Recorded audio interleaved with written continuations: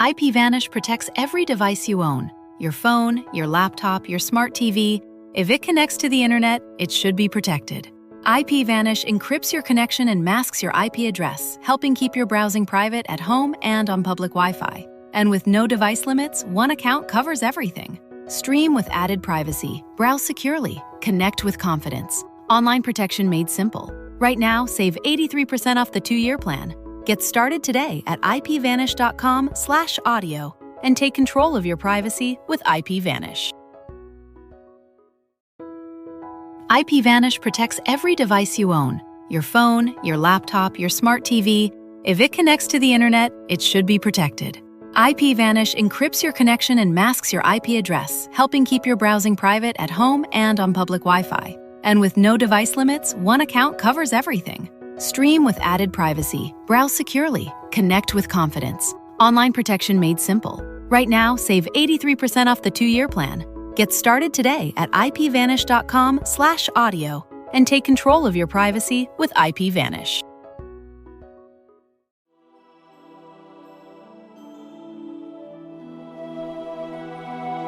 Welcome to the Lord of the Rings Lorecast, the show that explores the background of Tolkien's amazing world from the very beginning.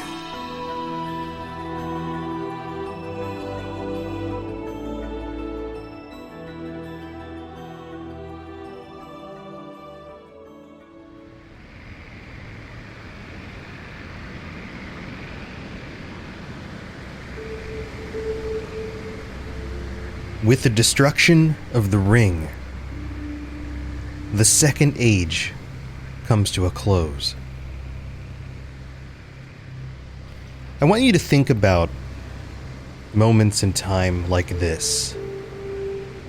These extraordinary moments where all of a sudden, everything you've been working for, everyone around you has been hoping for, comes into being. Have you ever had one of those moments where you worked so hard and you finally got the job that you wanted, or got the attention of that very special someone, and they agreed to go on the date with you? Or maybe they proposed. There are times like this where in a moment, it feels like the entire world changes. And maybe it does. Maybe it does for you, and maybe it does for the entire world. In this moment, Sauron was defeated. The ring was taken, and the last alliance between men and elves served its purpose. And I'm sure they were ecstatic to be able to throw down the Dark Lord. But there were still some issues. What about the ring? What about the lands of Gondor, the kingdoms of men, the elves? But most importantly for this episode, what about Isildur? What would he do now that he was the last remaining of his family and in possession of the One Ring?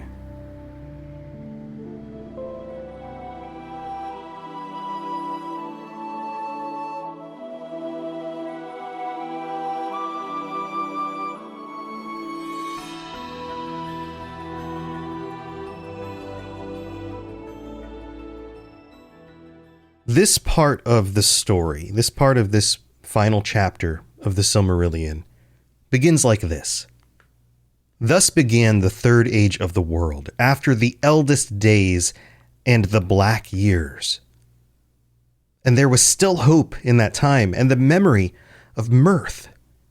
And for long, the white tree of the Eldar flowered in the courts of the kings of men. This begins with a feeling of hope. As we've seen so many times, a white tree flowering is a good sign. It represents the will of the Valar. It represents humanity in line with Iluvatar. People doing what they're supposed to do. Hope. The black years are done, but that doesn't mean that evil has been destroyed completely.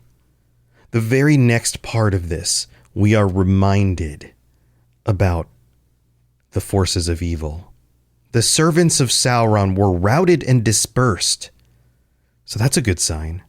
Yet, they were not wholly destroyed, and though many men turned now from evil and became subject to the heirs of Elendil, yet many more remembered Sauron in their hearts and hated the kingdoms of the West.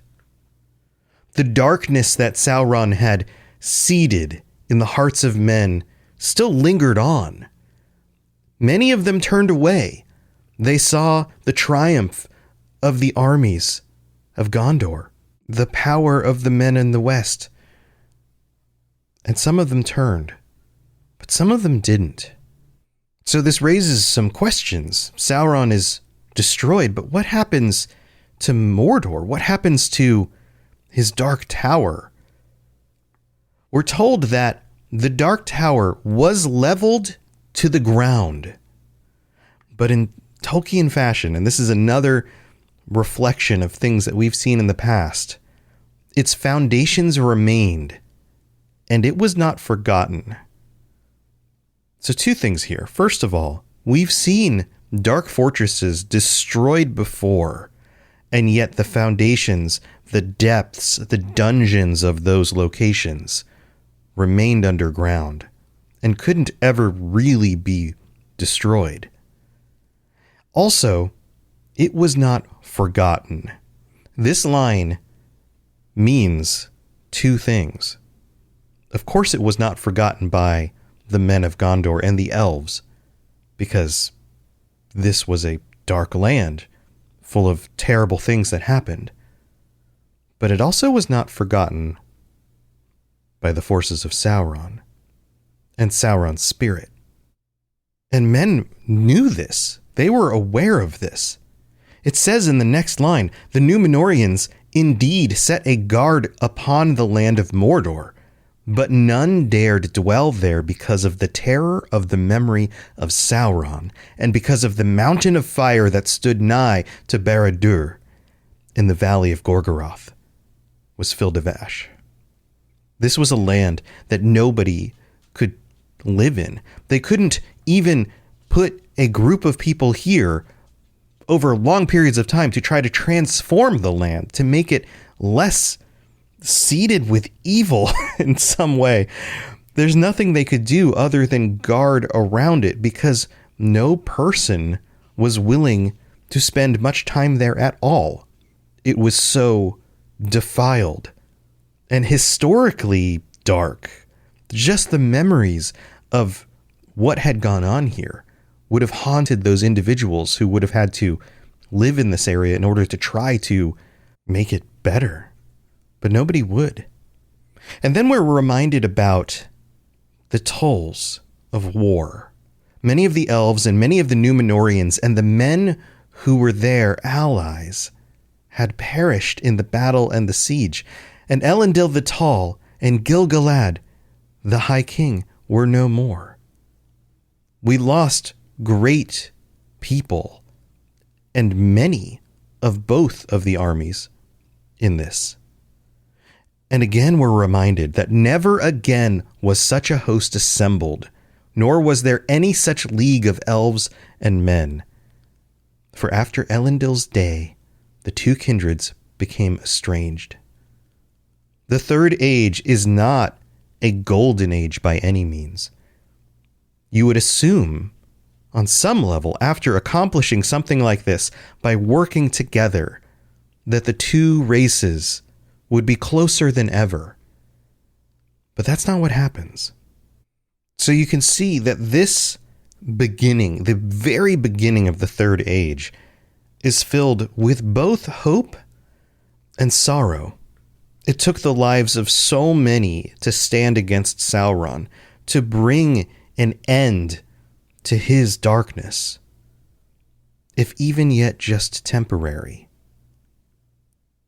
The ring still exists, and it is in the hands of one individual, Isildur.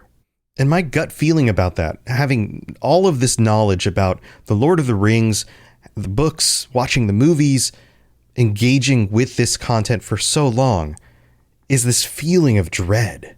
To imagine what that ring is doing in the most powerful man in Middle-earth. He's the one who cut it from Sauron's hand. He is the sole heir to the throne of the Númenóreans, which is now Gondor and Arnor. And because we're looking back on history, we're looking back into this story, knowing what happens, we have certain assumptions. That the ring would start working right away. That, like in the movies, you end up with this scene with Isildur up at Mount Doom, getting ready to toss the ring in and then turning back and looking at Elrond and saying, "No, it's mine," or whatever the exact line was. But that's not exactly how it happens. And when you think about it for a moment, that's not exactly how the ring works either.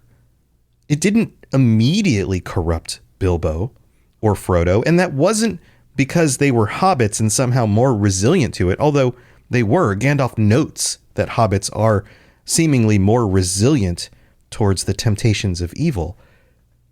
But Isildur didn't all of a sudden just become a bad guy.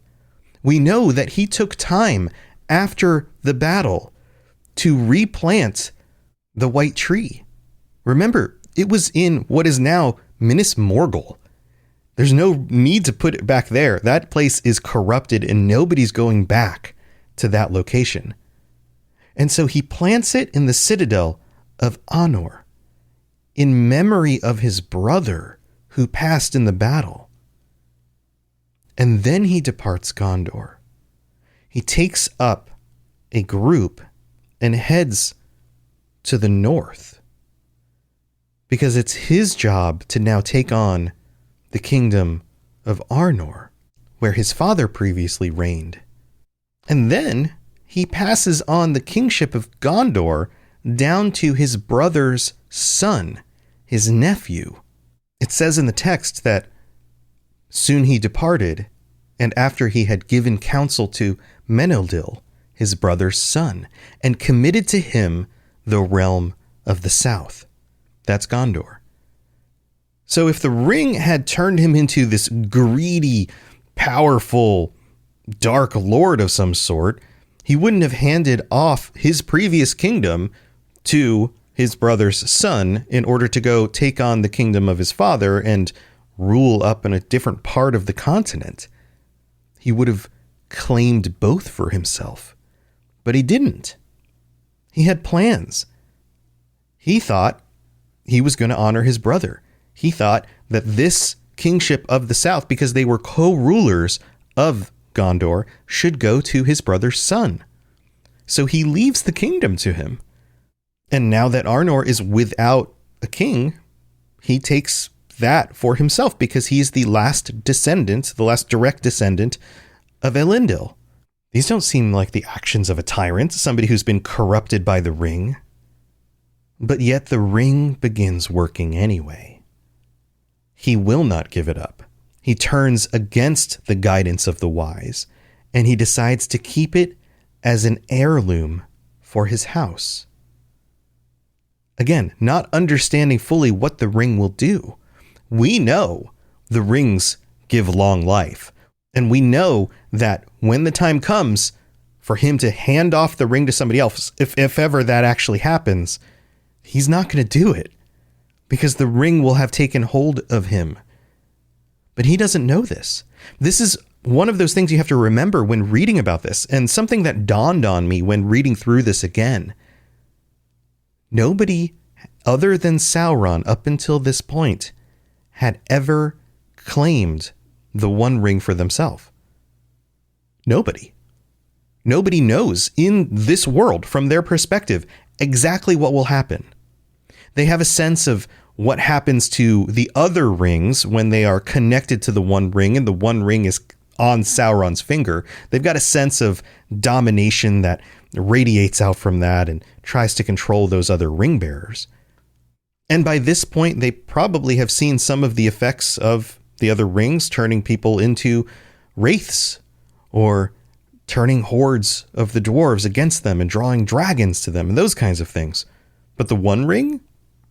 Nobody knows exactly what that will do. They feel in their hearts that this is a terrible idea and that they need to get rid of it.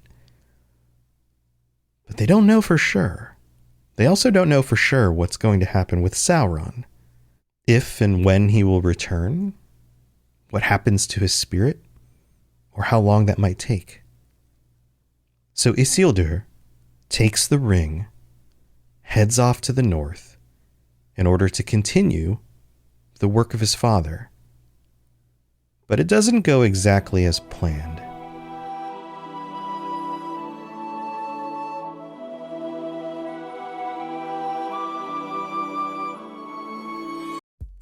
It's time for that spring reset. I'm taking a look at everything in my closet and figuring out that, oh no, this absolutely needs to go. And it's about time I replace things so that my clothes aren't older than my 15-year-old. Now you might think that they lasted that long because they were well made, but no, they're in terrible condition. Unlike the new jeans I just got from Quince. Jeans have always been my personal go-to because you can kind of wear them for lots of different things, but maybe they're not your thing. Maybe you're looking for, 100% European linen with insanely soft flow knit activewear fabric. It's definitely getting warmer, and their flow knit activewear is moisture wicking, anti-odor, and soft enough that you'll actually want to wear it every day. So pick out what you want. You can't go wrong because they have prices 50 to 60% less than similar brands. And like I said before, they are high quality. I continue to wear their clothes all the time, and I know that these new jeans are going to last me a lot better than the other things in my wardrobe. And on top of it, they look great. They're so comfortable. And I spent just as much on the jeans that I am now cleaning out of my wardrobe. So if you're looking for something better, just all around better, go check out Quince. So go do it right now. Refresh your wardrobe with Quince. Go to quince.com/ringslore for free shipping and 365-day returns. Now available in Canada too. Go to quince.com/ringslore for free shipping and 365-day returns. Quince.com/ringslore. IPVanish protects every device you own. Your phone, your laptop, your smart TV. If it connects to the internet, it should be protected.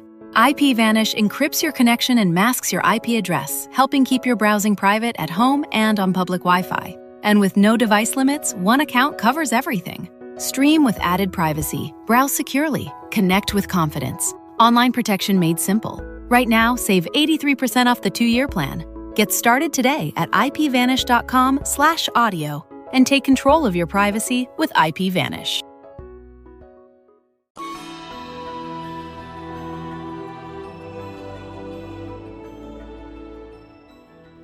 Welcome to the middle of the show. This is where we get to do the shout outs to our patrons and all of that stuff. So let's just dig into it. We have some new patrons,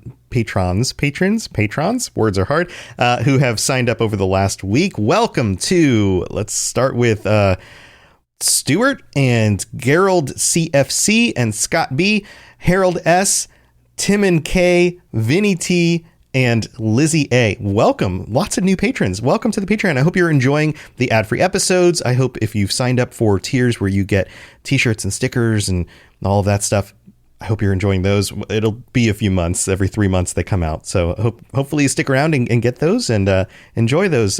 Also, we've got our VIP patrons we have to shout out every week. All right, let's see how fast I can get down this list. AK Music Lover, Anakin Skywalker, Aragorn III, Austin C, Azzle Razzle, Barney D, Bo, Black Squirrel, Brandy D, Chewbacca, Cutter Metalworks, David S, David M, Drupal, Eru Iluvatar equals Jesus. That is an interesting, I'm sure somebody updated the name because I don't remember shouting that one out specifically.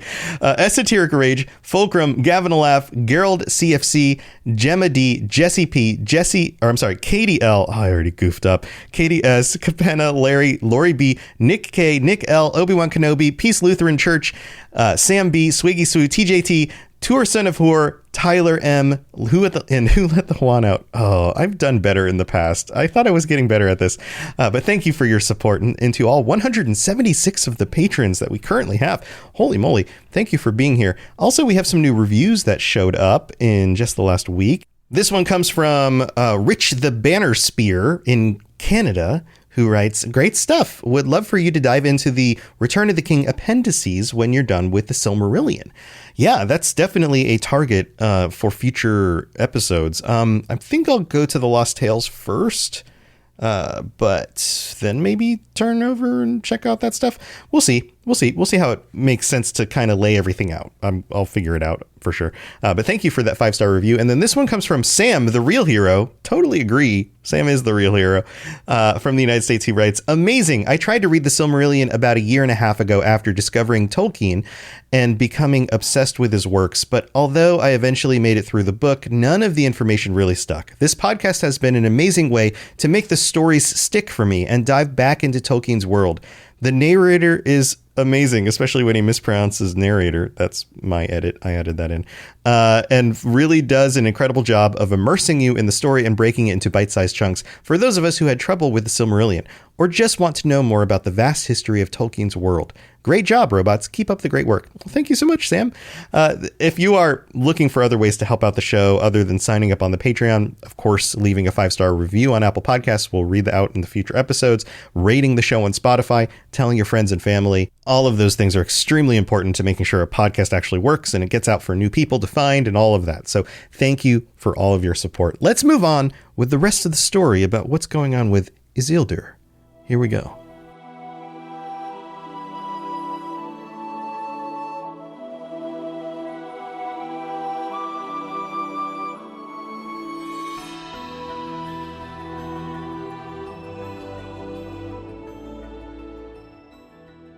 So what do we know about the ring, the One Ring, and Isildur, and what he decides to do? Well, you have a very specific section in this part of the text that addresses it. It starts off by saying this: "The ruling ring passed out of knowledge even of the wise in that age, yet it was not unmade." So we get a glimpse, and we're getting towards some of the stuff that is revealed in The Lord of the Rings about what goes on with the ring. But again, in a slightly different kind of angle to the story, and different words are used, which always elucidate things a little bit more, like I've mentioned before on the show. It goes on, it says, "For Isildur would not surrender it to Elrond and Círdan, who stood by." So when we talk about the wise recommended that he destroy the ring, that sort of thing, Elrond and Círdan, those were the ones who were left. Gil-galad isn't mentioned. And strangely, Galadriel, not mentioned here either. They counseled him to cast it into the fire of Orodruin, nigh at hand, because they were close enough to the mountain to just climb up and toss it in. They weren't standing on the precipice like it shows in the movie, in which it had been forged, so that it should perish, and the power of Sauron be ever diminished, and he should remain only as a shadow of malice in the wilderness. Now, it's not clear in this passage if Elrond and Círdan know that's what's going to happen to Sauron, or if this is just a smart decision and the narrator is telling us what would have happened should the ring have been destroyed there. My guess is they're not 100% sure, but their instinct is, get rid of it. It's evil. But Isildur refused this counsel, saying, and get this, "This I will have as weregild for my father's death." Weregild means recompense for the death of somebody, a family member or something like that. So basically, my father died at the hands of Sauron. This will help make that right, because it's something of value that I can take in my father's stead. And my brothers. So for both father and brothers. Was it not that I dealt the enemy his death blow?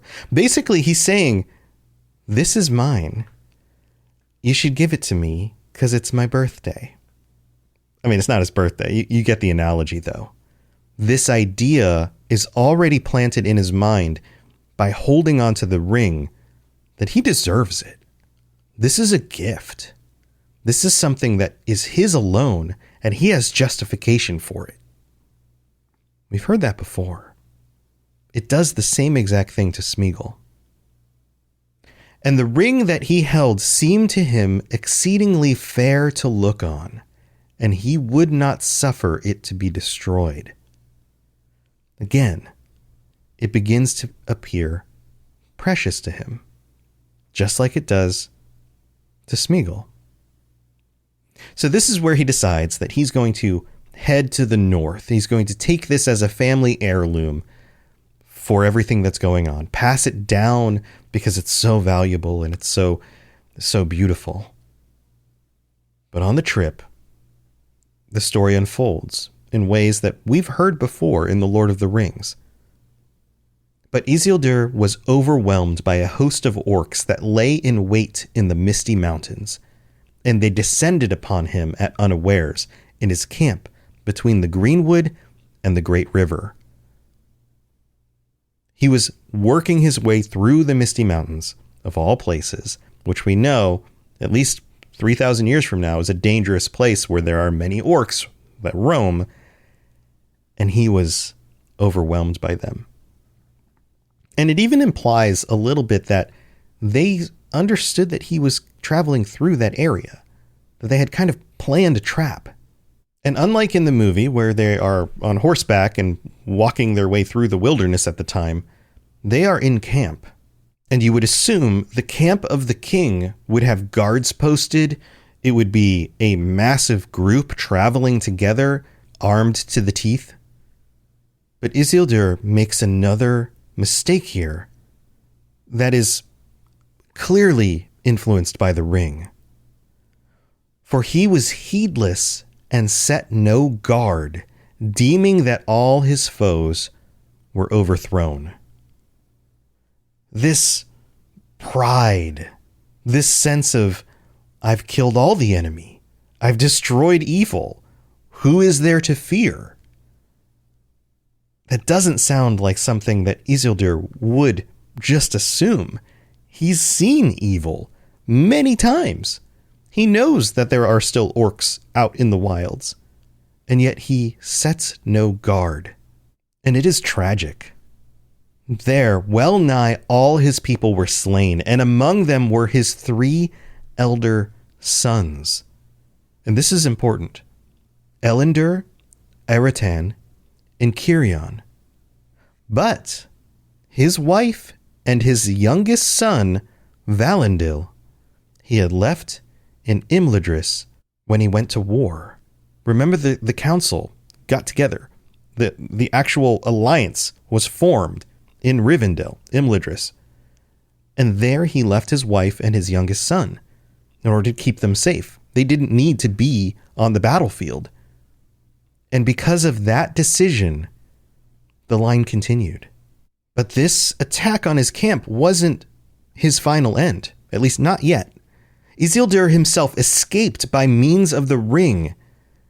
And get this, for when he wore it, he was invisible to all eyes.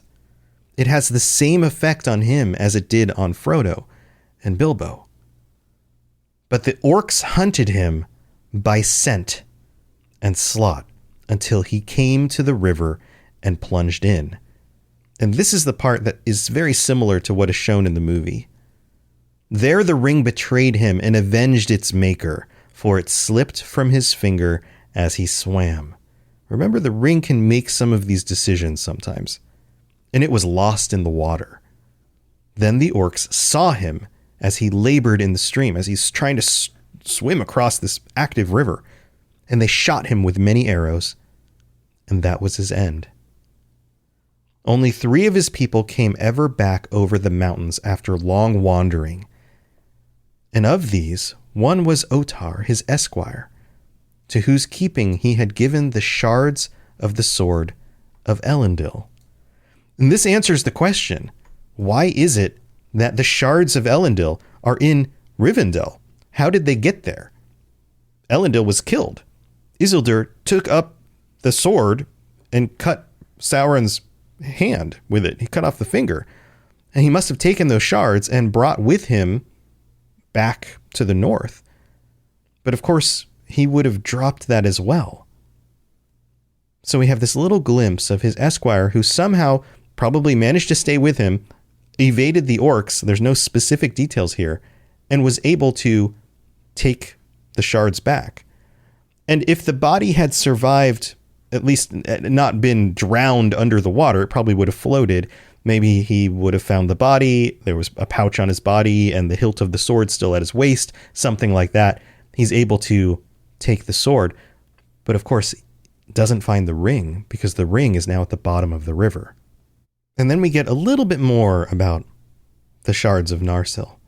Thus Narsil came back in due time to the hand of Valendil, Isildur's heir, in Imladris. But the blade was broken. And then this line, and its light was extinguished, and it was not forged anew.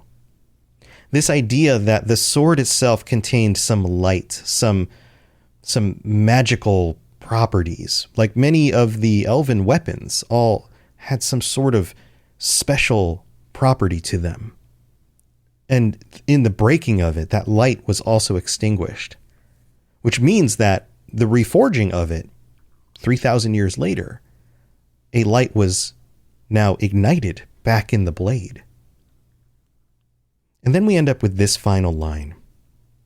And Master Elrond foretold that this would not be done until the ruling ring should be found again, and Sauron should return. But the hope of elves and men was that these things might never come to pass. A few things here. Come to pass. One of those famous lines that is used in the movies and is particular to Tolkien's style of writing, but also not really a way that we speak anymore, at least most of us.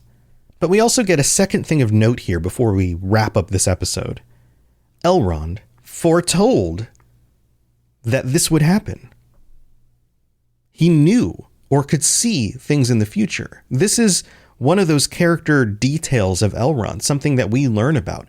He has the gift of foresight. This is something mentioned in the films. He gets glimpses of what's going to happen in the future and is able to make decisions based on that. But just like so much of the time, not everybody trusts this, and people hope against it, that maybe Sauron will never return. But we know that that's not true. Thanks for listening to the Lord of the Rings Lorecast. If you'd like to learn more about other fantasy worlds, check out my other podcasts, The Elder Scrolls Lorecast, The Witcher Lorecast, and more at robotsradio.net. If you'd like to reach out, I'd love to hear from you. Send me a note on Twitter at robots_radio, or join our amazing community on the Robots Radio Discord. There are links in the show notes, or just search Robots Radio Discord, or find the link on robotsradio.net. I'll see you next time.